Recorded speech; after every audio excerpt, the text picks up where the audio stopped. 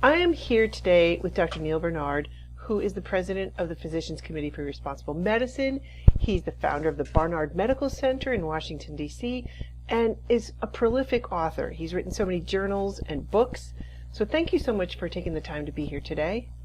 Well, delighted to be with you. Well, I wanted to continue talking about your book, The Cheese Trap, Right. because wow, it had such a huge, huge impact on me.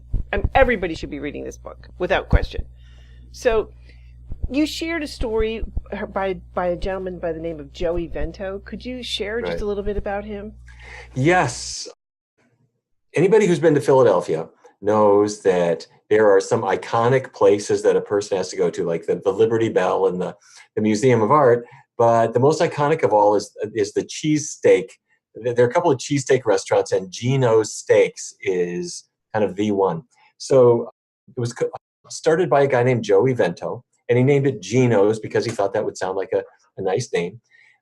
And they sold a lot of steak and a lot of cheese. And for anybody who's not familiar with this, it's effectively a sandwich with meat on it, and they top it with a lot of cheese, and they're pretty indiscriminate about the amount that you're going to get. And the predictable things happened, which is that Joey developed cancer and he was finally killed by a heart attack. But before this happened, he had a son, and he named his son after the restaurant. He named his son Geno. And Geno grew up in that kind of restaurant culture. And by the time he finished high school, he weighed 240 pounds. He eventually went up to 360 pounds. And anyway, in writing the Cheese Trap, I got together with Geno. And he talked about, kind of for want of a better word, sort of how addicting these foods can be. And even when you're paying a tremendous price for them with overweight, and he's had surgery twice, weight reduction surgery, and he was really very generous and very forthcoming with how tough this can be. And despite all these things, he hasn't really been able to really quite conquer it. So anyway, I wanted to offer that, as most of us don't have a restaurant with the same name that we have, but nonetheless, we're in a culture that doesn't necessarily bring out the best in us and makes it hard to break away. No, it is. It's tough. It's tough to, definitely tough to break that away, that addiction.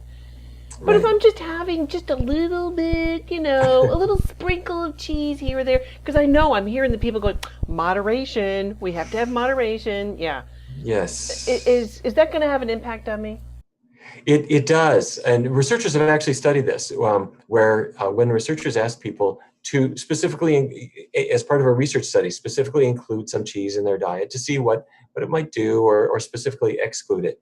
Even if it's modest amounts, you do see effects. You do see the effects on the scale, and you can see the effects on blood cholesterol tests and others. And there's another part of this, and that is when you have a little bit of something that's, I'm going to use the word, an addicting substance, it tends to affect the brain to want more. So let's say I'm a smoker, but I've quit. And I haven't had a cigarette for 3 years, but I decide I can have one once in a while. It lights up that machinery. And so instead of it being one, it's now two, and now to a half a pack. And we see that with almost any of these kind of addictions, including food addictions. And as you and I were talking before, there are opiates, traces of opiates in cheese, such that it's kind of like the old Lay's potato chips commercials. I bet you can't eat one. And it's that way. You know what I mean? It's that way with cheese too. So people find it easiest to either just have as much as they want or to not have any. But to try to sort of control it and be in between the two is a rough place to be. And by the way, can I say one other thing about moderation? And I think it's really important to remember moderation applies to healthy things. So if your child loves tennis, that's a good thing. Or your child loves playing the violin, that's great. But after 6 or 8 hours of it, there's also homework and dinner and other things. So you moderate good things, but your child doesn't need heroin at all. And you don't have moderation for cigarettes. You have moderation for good things, and the bad things, you just leave them out completely. And I'm sorry to tell you that cheese has graduated into being a fully bad thing. And so now we're saying leave it out. Okay. Well, we talked in our last interview how much fat there is in cheese. So how does this actually pack on the pounds? A variety of ways. First of all, there is a lot of fat in cheese. About 70% of the calories in cheese come from fat. So number one, fat is the densest form of calories. Every gram of fat has 9 calories compared with carbohydrate or protein, which have only 4 calories in a gram. So if cheese is 70% fat, it's really dense in calories. And the number is 65,000. That's the number of calories that the average American eats only as cheese. Wow. That's amazing. In a year's time, 65,000 calories in a year. So it's very high in calories, but there's more to it than that. If I eat calories as, say, rice, the rice is more carbohydrate, very, very low in fat. And so if I overdo it, my body will take that excess carbohydrate. It breaks it down to simple sugars, glucose, and it sends the glucose to the brain, it sends it to the muscles, and so that's power.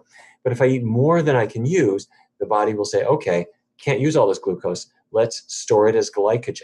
So glycogen, the spare batteries in your liver and in your muscle cells, and if you completely overdo it, beyond that, you filled up all your glycogen stores, your body will say, okay, maybe I can make some fat out of this. But even then, to turn rice into fat is challenging biochemically. And so you consume about a quarter of all the calories in it. They're just gone as body heat, just trying to make the rice into fat. Compare that with cheese. If it's 70% fat, that fat, it's already fat. So your body will store it right away without any big conversion. Your body doesn't burn it up. So fat calories tend to be more fattening than carbohydrate calories. So those are the main things. But there's one more, and that's that why doesn't anyone overdo it on brown rice? Why, a person never stuffs themselves with it. Or for that matter, Or broccoli. Or let's say it's the most delicious crisp apple I ever had. It's a hot summer day, and I think it's delicious. But a person never ate 10 of them. But on the other hand, things that are kind of addicting, you do. Well, here's the reason. First of all, these plant foods have fiber in them, and fiber has no calories, but it fills you up. And so after you've had an apple, okay, maybe 2 apples, pretty soon, you just can't take anymore because the fiber is so filling. And that's true for all vegetables, all fruits, all whole grains, all beans. They just turn off the appetite at some point. Whereas Velveeta or cheese or meat in general, don't have any fiber at all. So you get every last calorie, and the appetite turn off switch gets turned off a little too late. So that's really another part of it. Oh, wow. Well, you discussed in scientists in Louisiana, they had asked 10 healthy men to follow a high-fat diet. So what was the result of that? Yes. When you eat fatty foods, some of that fat gets into the muscle cells, into the liver cells. And when that happens, each muscle cell will say, hallelujah, this is great.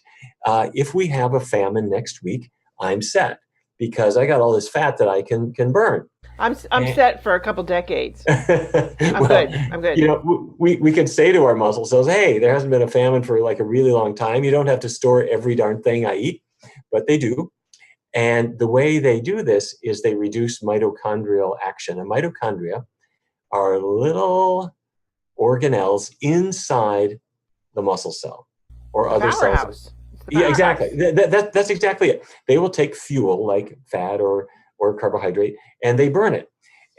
But if they're going to burn up all the fat that came in, then I can't store any. So the cell in its wisdom says, all right, all this fat came in, let's turn down the mitochondrial action. And so that we store the fat instead of burning it up so much, and then I'll really be set. And this mechanism made a lot of sense a million years ago when there could have been a famine. It doesn't make so much sense now when there's food when it's quite plentiful. But what that means is that your metabolism starts to slow down because your mitochondria aren't doing their thing anymore. Those are the burners, and they're slowing down.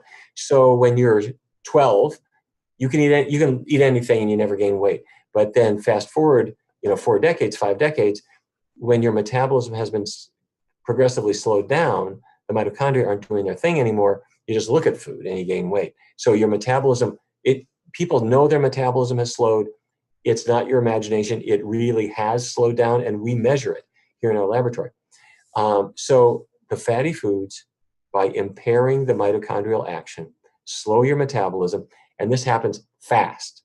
If you come into my laboratory and I feed you really fatty foods, starting Monday, by Thursday, your metabolism will be slower. It is that fast. How are you measuring that?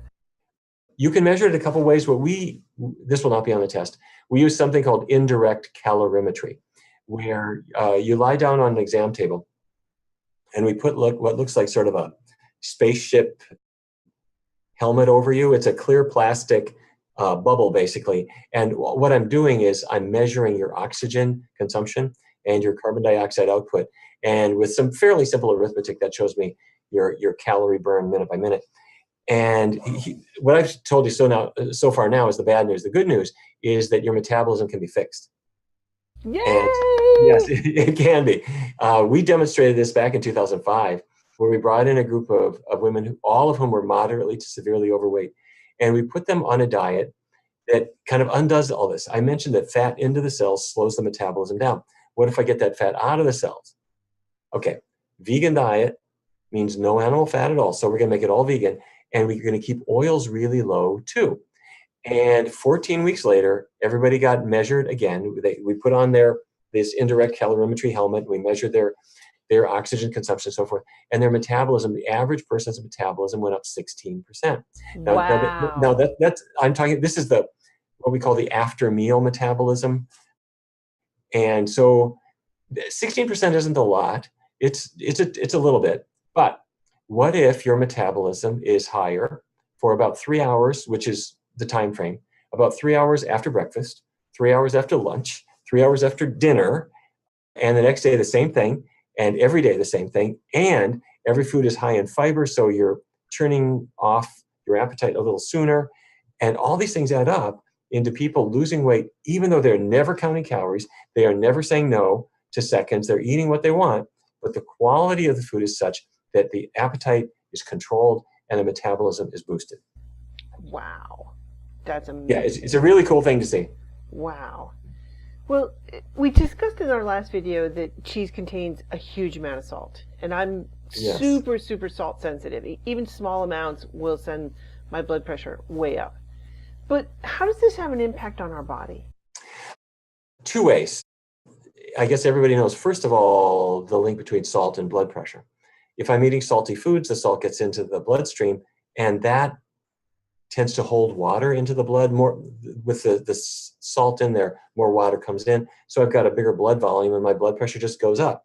And so job number one when people are trying to get their blood pressure down is to be careful about salt. There's more to it than that, but that's kind of the thing. First thing. The second thing is water weight. Salt holds water, and you can hold a couple of pounds of excess weight that you can see on the scale and you feel kind of out of shape, and that's the effect of the water that the salt is holding. How long does it take to get that out? Like if you eat, like let's say I ate potato chips or something like that. I'm not normally eating that, but let's just say I did. So my blood pressure is going to go up. How long is it going to take to get that extra water out? No, it happens right away, just within a matter of days. If you go on a low sodium diet, just within a matter of days, the water will be going away. Now, if people have high blood pressure, I would not just avoid salt. I would do a vegan diet for that reason too. And this is a little bit of an aside, but if you eat just one fatty meal, we're going to have a ham sandwich with a slice of cheese and some mayo, and there's fat in the ham. Immediately after eating that meal, your blood viscosity rises, the thickness of the blood, because the fat droplets are getting into the bloodstream and your plasma is getting more viscous. And when your blood is thicker or more viscous, your blood pressure goes up. And this happens right away after eating. On the other hand, if you have something that's a low-fat plant-based food, it's got fiber, it's got protein, it's got carbohydrate, but it doesn't have a lot of that gooey fat. And so researchers have known this for decades, that people following plant-based diets have lower blood viscosity, which is good for your blood pressure. That's the first thing. But now athletes are saying, aha, better blood flow, better oxygenation, better oxygenation for my muscles and for my brain. So when somebody else is flagging at about the fourth inning, they're no longer so sharp, I'm going to be sharper. And so that's why we're seeing these long distance runners and tennis players and basketball players and kind of almost any sport now, they're embracing vegan diets because they want better tissue oxygenation. Well, I used to see this. My son was a wrestler, and he started in with a plant-based diet about 10th grade when we began this transition. Mm-hmm. And one of the things when we would go to a wrestling tournament, towards the end of the day, because the kids would be eating all day long at the tournament, they would be eating pizza, they would be eating the pasta with cheese, sauce on it, to carb load. Okay, fine, but they were getting the cheese in there with it. Right. He wasn't, because first of all, didn't give him any money. He couldn't buy anything. And then he just had a cooler. Good mom. Then I brought food for him to eat out of. So as soon as he wrestled, then I would go and feed him, and then, because they wouldn't wrestle for another 45 minutes to an hour later. Okay. His competitors, that I always saw this, I never saw it with him, but the kids would go like this and raise their arms because their chests would be literally heaving to try, and they would pull their arms up to try and expand their lungs. I mean, intrinsically they did this, but I never saw him do this. And he could go till the end of the day. I mean, you're there for 12, 14, 16 hours when you're in a wrestling tournament. And it's a marathon of, tedium. Yes. And for 5 minutes, you have 5 minutes of wrestling, woo, and then 5 hours of tedium. Right. But I never saw him do that, and I attribute that totally. And he could go right up until the end, whereas his opponents were flagging down. And I think that's one of the reasons why he did so well. Yeah, I think so. And another thing is, in wrestling, you need a burst of energy. So that's glycogen, and that's the carbo loading. But there's no carbohydrate in cheese. There's no carbohydrate in meat. There's carbohydrate in grains and in beans and in starchy vegetables and in fruits. And so you not only have the glycogen stores, but then if that's your post-workout meal, you're replenishing that glycogen in a good way. So you're ready to go again. Right. Well, he's lucky to have you for a mom. I hope you'll remind him of that for me. I'd love to. Love to. Well, when I did eat cheese, I was addicted to it. No, there's no ifs, ands, or buts. Right. And I could seriously pack away 1,000 calories, not even blinking. But I seriously doubt that I could eat even 800, 1,000 calories of plant-based food. Right. Why? Why is that? Well, it's for the reasons that we mentioned. First of all, cheese is extremely calorie dense. Milk is fairly calorie dense, but when you turn milk into cheese, it's even more so, because you've gotten rid of the water, you've gotten rid of the lactose, which is the sugar. That's the low calorie part of it. It's all that fat that's 9 calories per gram, very, very, very calorie dense. So it's not that hard to eat a couple of 100 calories of cheese. But on the other hand, if you're having vegetables and beans and so forth, because they're so low in fat and they're high in carbohydrate has only 4 calories in a gram. You just can't eat that many calories. I know.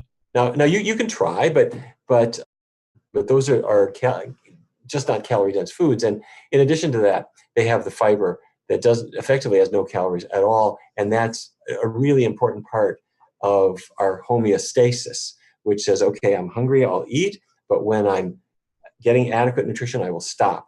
And fiber is a critical part of that.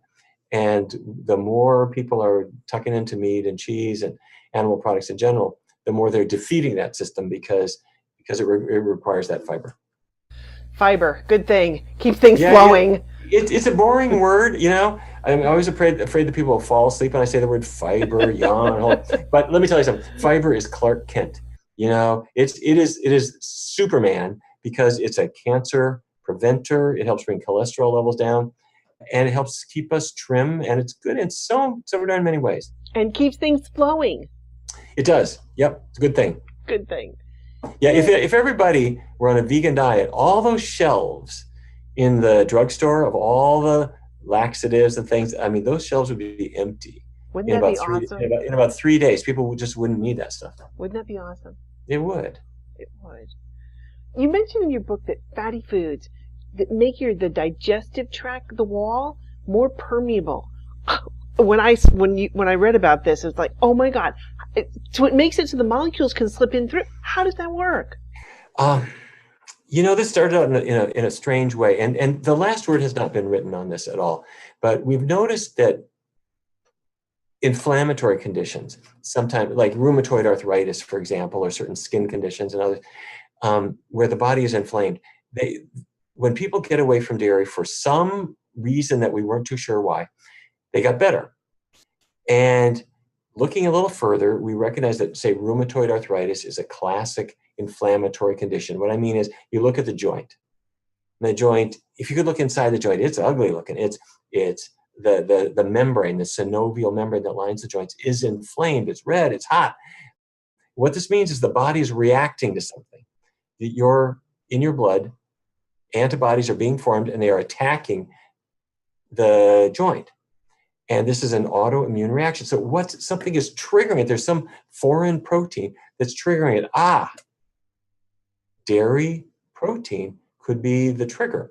And could that be the explanation for why people get better? My suggestion is that I think it's okay to be skeptical about that. Could that really be the case? But so I wouldn't take any of this on faith. What I would do is, if you have any autoimmune condition, then I would get away from dairy products, get away from all animal products, and just see if it doesn't get better. Not everyone will, but for many people, these conditions do get better.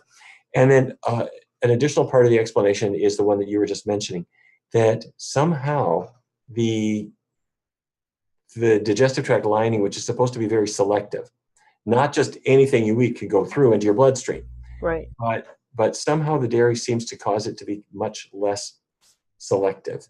So instead of having good border guards who are really keeping the intestinal tract, intestinal contents in the intestine, things start to slip through into the blood and cause autoimmune reactions. At least that's the theory of it, and there does seem to be a lot of evidence that that's the case. If you do have one autoimmune disease, are you prone to another ones? Or Yes. More? Yes. Oh, absolutely. And if you make a diet change that improves one, often other things will get better. Good. Yay. Yeah. Yay. Okay. In one of your studies, you tested the effects of getting away from cheese and other animal products. Share the results of that study. Yes, actually, we've done a number of these, and it can start out with, let's say, a person who just wants to lose weight. We typically don't only eliminate cheese. We'll use a vegan diet normally, and it's an amazing thing. We're doing a study right now where I've had about 160 people go through the study right now, and we had our group here last night. And this particular group has been on this diet now for 11 weeks, and they're losing on average close to a pound a week, which doesn't sound very fast, but there are 52 weeks in a year. And you see some people losing weight pretty fast. The beauty of it is they are not in any way trying to lose weight. They're eating normal amounts of food. They know they got weight to lose, but while you're enjoying every single meal, the weight just comes off for the reasons that we've described. Your appetite is contained better and your metabolism goes up. But that's just the beginning of it. Then we have studied the effect on your blood cholesterol level. And because cholesterol levels are determined by bad fats in the diet, as well as cholesterol in the food that you eat, and there's effectively no cholesterol at all in plant foods and very little in the way of bad fats, cholesterol levels drop like a stone. And so 2 of our participants last night had mentioned that they had seen their regular doctors in the preceding week or so, and their doctors were just thrilled to see the changes that these people had made. And how did they manage this? It wasn't a statin. It was the diet. Then we see blood pressures go down. And what has really made the headlines from our laboratory is diabetes, where we've had people where their diabetes improves. In some cases, it even just goes away. And that has been really, really, really cool to see it. When you get the fat out of your cells, the glucose can get out of the blood into the cell, your blood sugar falls, and sometimes it can fall down to the normal level. And I always encourage people, don't fire your doctor, don't throw your medicines away, work with your doctor, but put the diet to work and see what can happen. We've also done studies with rheumatoid arthritis and with migraine in particular. And not everybody gets better, but we have seen a number of people where their migraines go away, where their arthritis pains diminish or just flat out go away too. And there is no reason not to do this. There's no reason not to try it. Absolutely. What have you got to lose? Exactly. And say with rheumatoid arthritis, turn on the TV and there will be medication commercials for what are called biologics. They cost $30,000 for a year of treatment. On the other hand, what does it cost to eat some beans, and to eat sweet potatoes and these things? And the side effects of the biologics, you've heard the warnings. You could have TB, you could get other infections, because what the drugs do is they disable the immune system. So you're eating something, you're reacting to the proteins, your immune system is reacting, so let's give you a drug to stop that reaction. Wait a minute, stop. Instead, just don't eat the food that you're reacting badly to. Yeah. Stop the cause. Stop the cause, exactly. And different people do have different causes, and as I said, not everybody gets better, but so many people do. And to have your joints suddenly limber up again, that disease can go away. Migraines can go away. I had a young woman here not too long ago. She was a law student, pounding migraines. And people who've had migraines, I mean, you can't do anything. No. You're not effectively studying or working very well. You lie in the dark, hoping that you can go to sleep and have the migraine go away. She came in, we took all the animal products out of her diet, including all the dairy, and she found her migraines were just flat out gone, just gone. Never had another one. And we've seen this many, many times. So well worth a try. So, well, if you are a migraine sufferer, and I've had them, they're horrible. And if you can just do a simple change in diet, wow, why not? Seriously. Yeah. And now there are all different triggers. Dairy is probably the most common, but for another person, it might be chocolate. For somebody, it's red wine. But there are ways that we have pioneered of figuring out which trigger is your trigger. And you might have 2 or 3, but you get them out of your life and you see if... How do you figure out what's the trigger? Here's what we do. The first step is I'll just use a vegan diet, because that eliminates the worst trigger, which is dairy. It also eliminates meat and eggs. And for some people, that's all they need to do. And so you just stop there if that's it. However, there are some people who still have migraine, or if, let's say it's arthritis, same kind of story, their joints still hurt. So then I will go in a different direction. It's still vegan. You don't want to bring the animal products back. But what I'll do is I'll put them on an extremely limited diet for a week or 2. And so the diet might be rice, cooked green vegetables, and like not much else. And it's a very minimal diet. You can live that way. But what we're doing is we're taking out all the possible triggers that there could be. And then when their joints cool down or their migraines go away, then you start putting the foods back in one at a time. So like an elimination diet. That is what it is. It's an elimination diet. So, but you just add one food at a time. Like I'll have 5 bananas today to see if I trigger a migraine. And if you don't, fine, you keep the bananas. Then the next day you add tomatoes. Or 2 days later, you add tomatoes and have 3 of them. And if that doesn't trigger a migraine, fine. You keep the tomatoes and now you add something else. And you gradually bring the foods back in and see if something triggers the pain. And if it does, you take it out again and let yourself cool down. And then you start with more and more foods. And pretty soon you'll discover. Have you ever seen a combination of foods that would trigger it? Can you have 3 or 4 triggers? Yes. Yeah. Yeah. So like somebody might be dairy, citrus, wheat, or something like that. Maybe a soy in some people. And by the way, this doesn't mean that soy or wheat are bad foods. They're not. But if you're sensitive, if you're allergic to strawberries, you just can't eat strawberries. Well, in 2004, 32% of Americans were obese. By 2014, it had risen to 38%. And they were pointing the finger at sugar. Was that it? Was that the cause? No, I don't think so. No, sugar is not health food. And, well, some sugar is. I mean, fruit sugars, like the sugars in an apple or an orange, those are good and those are healthy and those power the brain, that powers the muscles. But the added sugars in sodas, that's really not health food. However, I don't think that that's really the big explanation for weight gain. for a couple reasons. First of all, sugar, even packed sugar, cane sugar, has only 4 calories in a gram, whereas the fats in cheese have 9 calories per gram. But the second thing is that sugar has been falling. It hit a peak in 1999, and so for about 2 decades, sugar has been going down and down, but obesity is going up. And what has paralleled it is cheese. And you think, how can cheese make a difference? But as we said earlier, 65,000 calories is, it's not insignificant. So, and now it's not the only contributor. And for some people, sugar is their thing. And if you overdo it with sugar, you can gain weight. I don't mean to say that it's totally innocuous.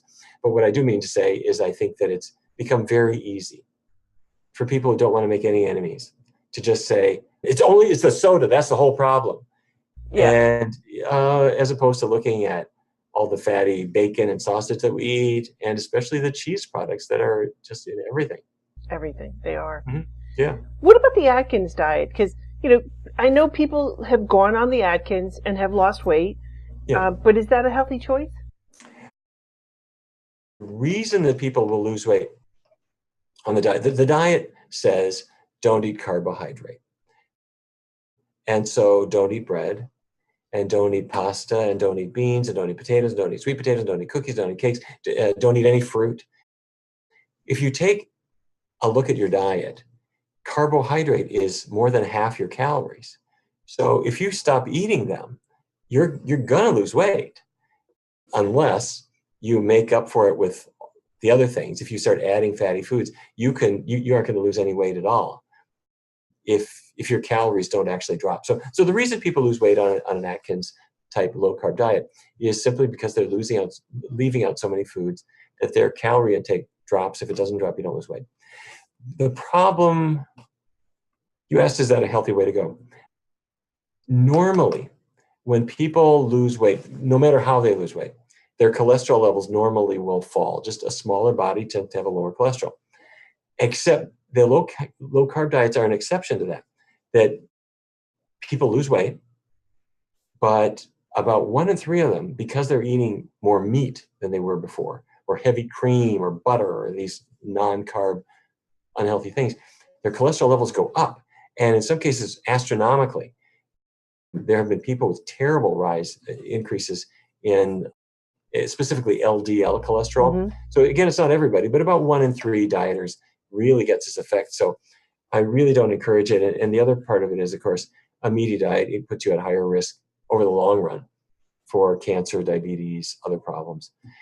Plus, there was a big study showing higher mortality in low carb dieters. If you track people over 6 years, 8 years, 10 years, and just look at who lives and who dies, the low carb dieters die. Ooh, wow. Their mortality is worse than everybody else. Plus, why are you bothering? When people do head-to-head tests of a low-carb diet versus, say, a vegan diet versus the zone diet or whatever, the vegans do the best. And so you can eat you don't have to say no to carbs. You can eat all the spaghetti and sweet potatoes and whatever you want to, and people do really, really well with that. Excellent. Okay. Yeah. I like to hear that, because that's my comfort food. Yeah. So always good. But okay, we have the cheese trap out there now, thanks to your book. We know this. We know about it. Why doesn't everybody throw out their cheese? Well, some of them haven't read my book, I guess. Well, that's why we're doing this, to make sure that they do. That's why we're doing this. I think there are a couple of reasons. One reason is industry. I think this is the second biggest reason, is industry. By that I mean industry makes products. We have close to 100 million cows in the United States every year, busily belching out methane, but they're producing meat and milk, and that is sold, and it's heavily marketed. And so we mistakenly think, well, this is a normal part of our culture, we should be consuming this. And so they advertise, and it's in every restaurant and every fast food, and people get hooked on these things. So industry plays a very big role. It's dangling these foods in front of us everywhere you go. But I said that's the second biggest reason. I think the first biggest reason, or the biggest reason, is our own habits, our own culture. Because By the time a kid, you know this is true, by the time a kid is 3 or 4, they have got a lot of cultural imprinting about what is food and what is not food. And they have clear-cut ideas about how they want things to be. Now, that can be flexed, that can be changed, and it will be changed for many of them. But once these foods are introduced, they stick. And so you can have 55-year-old man who's exercising, he quit smoking and so forth. He may have had a heart attack, but he does not want to change what he eats. So it's not stubbornness, it's just the kind of malignant effect of culture. So my job as a doctor is to come in and take my hacksaw and break that culture all up and allow people to embrace a new culture, which comes in really fast. It's a cool thing. It's like a smoker quit smoking and they miss tobacco for a while, but pretty soon they like being a non-smoker and they like that better. And after, a couple years later, if somebody offered them a cigarette, they go, no way, I don't want to go back to that. I'm doing so well now. And that's true when people break away from animal products. They think, this feels good. It does. I want to stick with this. My energy is better. I'm feeling better. I feel like I look better. I perform better. My numbers are all better. I don't want to sell that. I don't want to give that up. Yeah. Well, and it's just being able to do. My friends, most of them, when we go out, we have a house up on Cape Cod, and we're out. Most of them can't go out. Not to say that I'm going to be competing in a triathlon anytime soon, okay?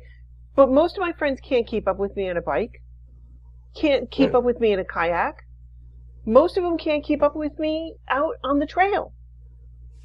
And it's sad, and I think there was a quote that says, we're not living longer, we're dying slower. And yes. Yeah. You really said it. And for many people, they figure that's just what it is. And my grandpa was a cattle rancher, and a lovely guy, and my grandmother. This is the way they lived. And I remember when I was little, I had the idea that young was up until maybe 20, 25, and then middle age was up until maybe 3 or 50s. And once you were 60, you were old. And that's because my grandpa and my grandma, they became old. And they had terrible cardiovascular disease. And yet, now that I'm past that threshold myself, I realized, wait a minute, you can feel young and athletic and you feel exactly the same as you did when you were 15. Now, you're not going to live forever.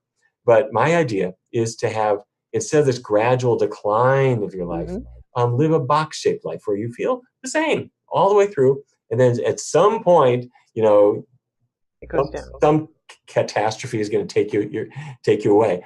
But there's no reason to start this decline. For many people, it starts in their 30s, where they feel slower. They're gaining weight. They can't do things that they used to do. They don't get on the floor and play with a dog anymore. And they start taking pills for cholesterol or high blood pressure.